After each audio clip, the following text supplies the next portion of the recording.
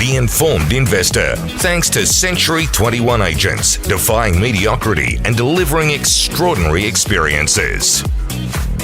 131873 is the number now at 10.5 minutes to 10. You're listening to Nights. John Stanley here on 3W, 2GB, 4BC and 2CC. We speak every Monday night with Warren McCarthy. I've just had this image. I think it was years ago they used to have the anti-football league. I think they've gone out of business now, haven't they? I had an image of someone who decided that they wanted to sell a house. They're not into football, and they thought, well, I've got this house. It's about a block away from Swan Street, Richmond. I'll set the auction for 3 p.m. on Saturday. No one would have done that, would they, Warren McCarthy? I don't think so, would they? Funnily enough, John, and good evening. No. On Saturday, there were 103 auctions put to auction in Melbourne, and 82.5% of them got a successful purchaser. Oh, really? So there you go. You know what I reckon? Actually, if you wanted to auction a house in Melbourne on Saturday, you'd have set the auction time for around 10 p.m. If you were doing it in Richmond, because I reckon they would have bid anything. You know, they were off their heads, wouldn't they? You could have got yourself a very good price. You'd have to be careful of that one. Certainly anyone that's been a little bit more than induced to purchase could be a worry in terms of their mental capacity to buy. We know that. All right, so that's interesting. But so the there were in Melbourne were well down as a result of the grand final, as you could imagine. Yeah. And in Sydney, we had 939 auctions put up for 77.7% clearance. Okay. So that was excellent. So close to 1,000 in Sydney, and in Melbourne, around 100. So I'm assuming the reverse applies, that in Sydney they're trying to get ahead of next long weekend with the grand final. In Melbourne, it's the reverse. It'll be interesting to see what the numbers are next week when we speak. But you know what? The numbers are still strong, John. Around the country, 74.4% on a weighted average for all of the capital cities. And our friends in Brisbane still at 50.9% clearance for their 85 auctions, which is well and truly up on last year where they had 36.6% clearance. Right. So in the main, the rates are still well above what they were of last year. Even down in the suburbs of Sydney, you've got the eastern suburbs. They had a 78.2% clearance. The northern beaches are right up there, 86.8%. And down where I live in the Sutherland Shire, they had a clearance of 73.8%. Right. So quite strong in Sydney and the surrounding suburbs. And in Melbourne, in the southeast, they had an 89.5% clearance for 23 of those auctions that went up that I've mentioned. Mm. And out in the west, 92.3%. So if they're going up for auction, there's a high chance that they're going to sell, and that's really good for the market going forward. And as we know, it's been like that for a few months now. Yeah. Now, look, pardon my ignorance here, because I've heard these things over the years. I know there are ways that these things can get sold.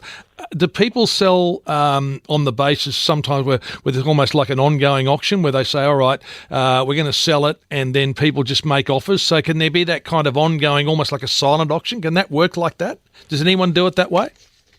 Well, you mean in the course of the normal auction? Yeah, I mean, no, I'm talking about, say, all right, this thing's for sale, we're accepting offers, and then people just make offers until, they're happy with the offer, almost like, people can just make bids rather than have it on the day.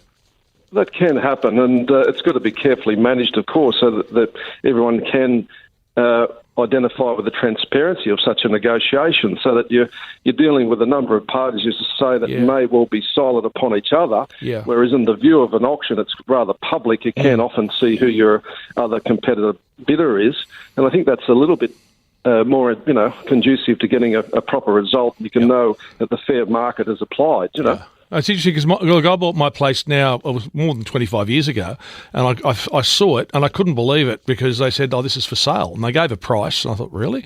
And I just had to get the money together and get it because I thought, if this thing goes to auction, I couldn't believe they were selling it like that. And so I just grabbed it as soon as I could and got it off the market. So, I was really surprised. You're really surprised. The other good statistic from the weekend, John, is that the total listings in the marketplace, they've been slowly but surely improving. They're still down 11.6% on last year, but let me say that's been a decreasing stat. In other words, it's getting better and better as the spring continues. And I think as we reach summer, you'll find that we may well be at equilibrium in comparison to last year. Yep. And that mortgage activity, I know we're thinking there may be another interest rate change tomorrow, but the mortgage activity is up there close to 4%.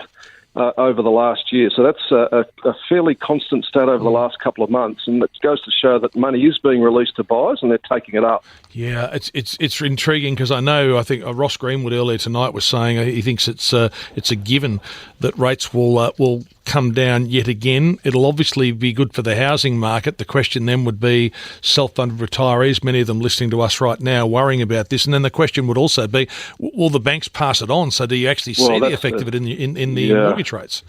That's the big one. And, it's nice to think that we get a reduction in rates if you're a borrower and to take advantage of that and extend yourself. But you're right, do the banks pass it on in full? And certainly the deposit rates are just as affected for the retirees and for those people that do want to keep their money, on term because those rates are terribly low at the present. But at the moment, it's one of those periods where we know that for the short and certainly the medium term, those rates are going to stay historically very low. And I know we often worry about where rates are going, but I can't remember I know you and I can't remember rates being this low, but rates being this low with the prognosis that they're going to stay low for a very long time to come.